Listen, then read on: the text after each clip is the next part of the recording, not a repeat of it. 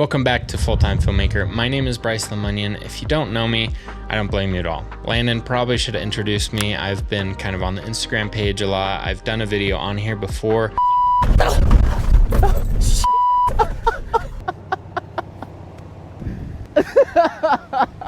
What the I've been editing all of the YouTube videos over the last couple of years, but I'm gonna be stepping in front of the camera to give you guys a little bit more content on YouTube specifically. But in today's video, we're actually gonna break down the Insta360 X5 and the DJI Osmo 360. Now, this video is sponsored by DJI, so I'm not gonna go ahead and pick a winner between these two. I'm just gonna lay out the facts and let you guys kind of choose what one you might prefer and what one fits your style best.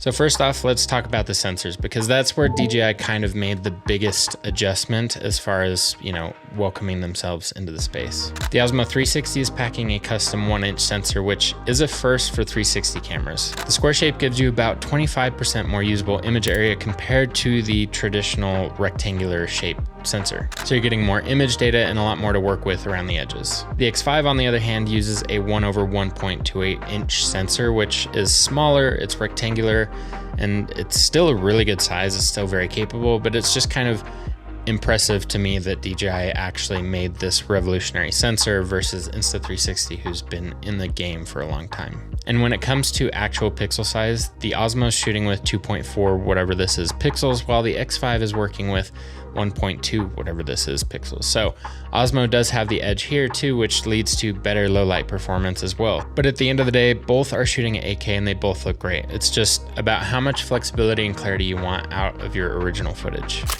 So that kind of leads us into resolution and frame rates. The Osmo 360 shoots native 8K up to 50 FPS, which is a little bit crazy, and also supports 6K at 60 FPS and 4K at 120 FPS in boost mode. Plus, you're getting 13.5 stop dynamic range, so your highlights and shadows are pretty well protected, even in tricky lighting like sunsets or night shoots. The Insta360 X5 also does 8K, but maxes out at 30 FPS. Versus the 50 with the Osmo 360. So for this side-by-side comparison of these cameras, the Osmo 360 is an 8K 30 FPS in 10-bit normal color, and the X5 is an 8K 30 FPS in normal 8-bit color. So with this side-by-side footage, you can kind of judge for yourself which color science you prefer, although the DJI is going to be much more flexible with that 10-bit color. It just doesn't quite match Osmo's frame rate options at the top end. So if you need more high resolution at higher frame rates, the Osmo might be the one that you want to go with. So both of these cameras have a low light mode, the pure video mode on the X5 versus the super night mode on the Osmo 360. Both of them are on 8K 25 frames per second.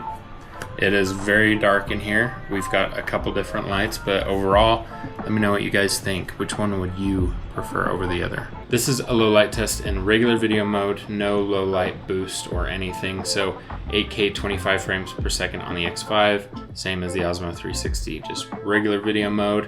Which one looks more noisy? Which one is handling a little bit better? Based on the size of the sensor, the Osmo 360 should be handling this a little bit better, but let me know what you guys think. So low light is really where the Osmo will flex on the X5, I think. And the X5 is solid in low light too. I'm not knocking on that. I don't think that it's horrible, but if you are looking for something that is just gonna be sharper and a little bit better, the Osmo 360 wins just based off of the technology on the sensor.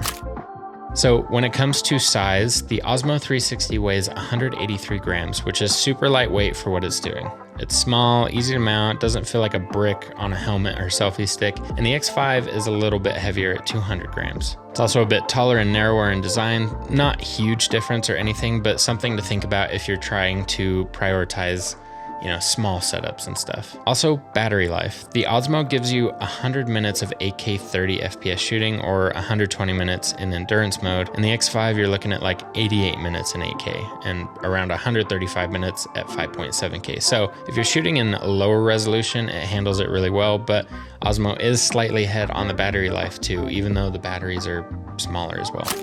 Now let's talk workflow and ecosystem, because Insta360 has been doing this for a long time, but what's nice about the Osmo 360 is that they made their 360 camera compatible with all of their other Action Pro accessories. So it's got this magnetic clip at the bottom. You're gonna be able to use everything that you have from the Action 5 Pro or whatever other things that you use from them.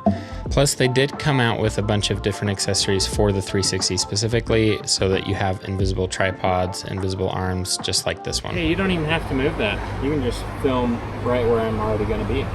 Oh, okay. See?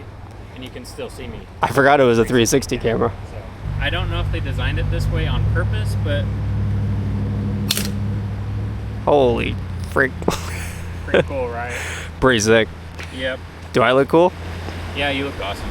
Also with the DJI Osmo 360, it's super nice to be able to connect your microphones, whether it's the Mic 2 or the Mic Minis, seamlessly and be able to get great audio right away. As well as the software, both of them are pretty good. I would say that the Insta360 software is a little bit more easy to understand and intuitive, but both of them have done a really good job at making it understandable and accessible. One of the biggest differences, in my opinion, besides the low light and stuff like that, is that the Osmo 360 has 105 gigabytes of internal storage built in. So you can forget a card could break, whatever, you're still good to use this for quite some time, where the X5 does not have any. You have to have a card working, you have to have a card on you. You forget one, you're kind of toast. So with like workflow and ecosystem, I mean, the safety of having internal memory is huge for me, and obviously this app for Insta360 is probably better, but like I said, they're just brand new into this, so it's only going to get better from here.